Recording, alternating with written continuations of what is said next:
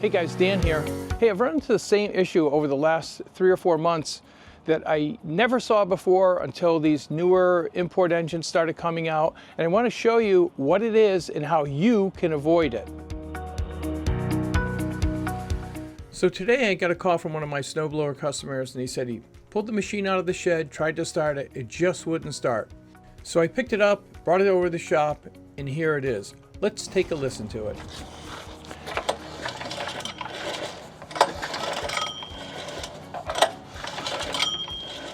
So obviously it seems like the engine has no compression at all. So is the spark plug missing? Did he take it apart or something? Sometimes it's not always clear what's going on.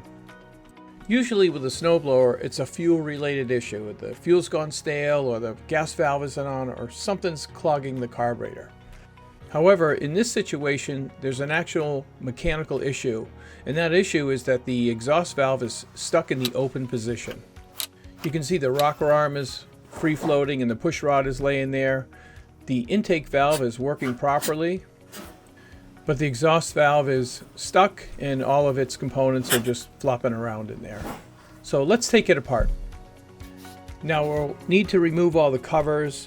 We'll need to take the carburetor off, the muffler, a couple of shields, but really that's about it. While I have the carburetor off the machine, we'll take it apart, go through it, clean it up, make sure there's nothing in it, make sure all the passages are clear. These Toro carburetors are actually pretty nice. They have a stainless bowl on them, unlike most of the other vendors. We'll have to remove the muffler assembly in order to pull the cylinder head. It's pretty quick, a couple of 12mm bolts and that muffler comes right off. Once I pulled the muffler, I noticed how small this port is on the muffler inlet. It's about 12 or 15 millimeters in diameter. Seems awfully small for a 252cc engine, but that's how Toro built it. It runs well, so it must be correct. So just a couple of more screws here to get this plastic air guard off the cylinder head. This forces the air around the cylinder head to cool it. This engine uses a composite cylinder head gasket with a steel ring around the cylinder. The head bolts are also much tighter and they're a thicker bolt, so the engine seems more durable, like it's just a little beefier than the LCT engines. I don't know if this is because it uses a composite gasket, it needs a thicker bolt or what, but you can see the bolts here are much thicker than the LCT engines. So let's grab the head and pull it off here. There are a couple of dowel pins that keep it lined up, so it may take a little bit of jiggling to get your head off. Okay, so you can see that the exhaust valve is stuck in the open position. It's seized in the guide. See a little spot there where the piston just tapped that valve because it was open all the time. So after a lot of twisting and pulling, I was finally able to pull the valve out of the head. You can see right here, it's got a bunch of rust on it where the valve stem meets the guide. So let's take a look at the head itself. You can see the exhaust port here. The valve seat is fairly rusted, and the face that it seals on the valve with is fairly rusted. So the last time the engine was shut off, the exhaust valve just happened to be open, and it sat like that all summer. On the intake port, you can see that the seat is nice and shiny, which tells me the valve was closed the last time the engine was shut off. Okay, this is all great information, but what does it actually mean to me? Well, let's take a look at how the engine actually functions internally, and I'll show you. So the first cycle of the engine is the intake stroke, where the intake valve opens up, the piston draws down and pulls in a mixture of air and fuel. The next stroke is the compression stroke, where the piston goes up and compresses the mixture, getting ready to be lit. Now comes the power stroke. This is where your power is actually delivered. The spark plug goes off, lights the mixture, and it forces the piston down. Now comes the exhaust stroke, where the exhaust valve opens up and the piston pushes the burnt mixture out of the engine. So this cycle just continues on and on, over and over, as you're running the engine, thousands of times a minute. And when you go to shut the engine off, the engine simply coasts down and you have no idea what stroke it's going to land on. In our case, it looks like the engine shut down and was in the middle of the exhaust stroke. So the engine sat all summer with the exhaust valve open, allowing moisture to come in to that port as temperatures and humidity changed over the season. That moisture rusted the stem and the valve seat, but what happened was the stem got rusty and jammed in the valve guide and caused it to seize. So when the owner attempted to start the engine in the fall, obviously it's not going to start because there's no compression. So how do we prevent this from happening?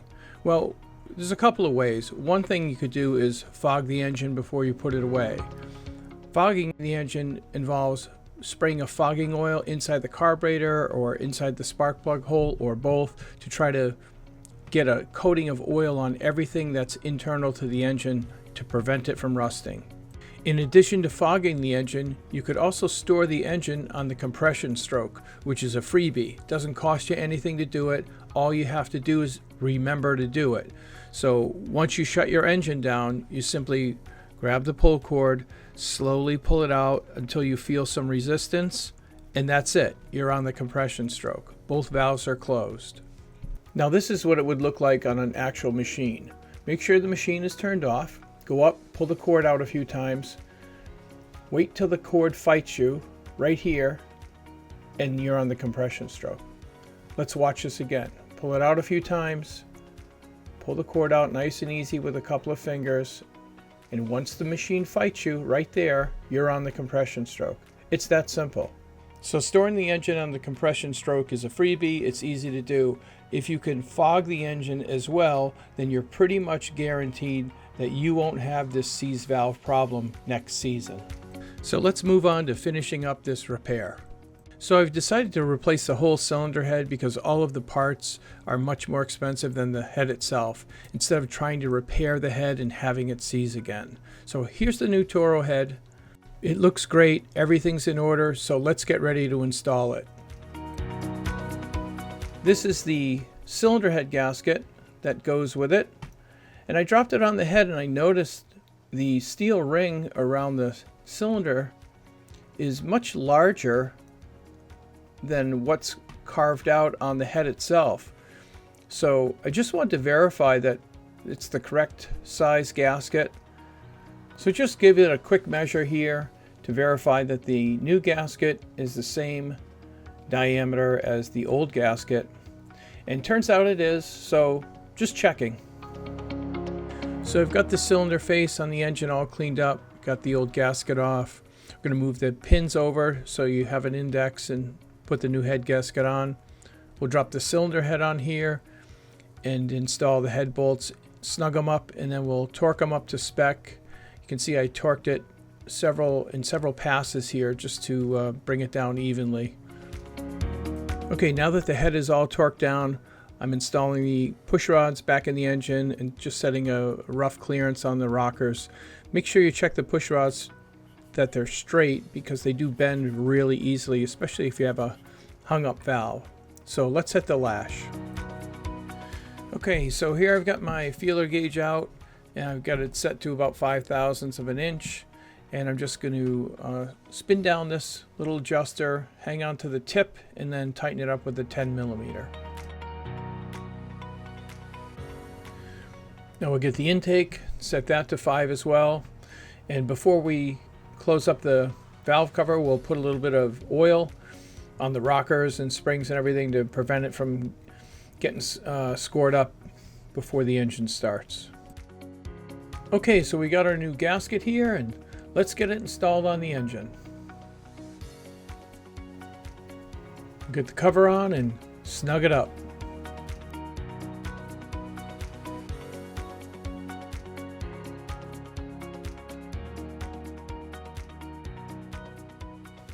Okay, so here's where we are so far with the engine assembly. Just getting ready to put the muffler on. So I've installed a new gasket on the muffler port, and we're just snugging up these nuts to about 10 foot-pounds. Add the air deflector back on the outside of the cylinder to make sure the air flows through the engine. So I cleaned the carburetor up and got it installed, put the cover back on, and I'm leaving the top shroud off just in case I need to make any adjustments. We'll give it a start.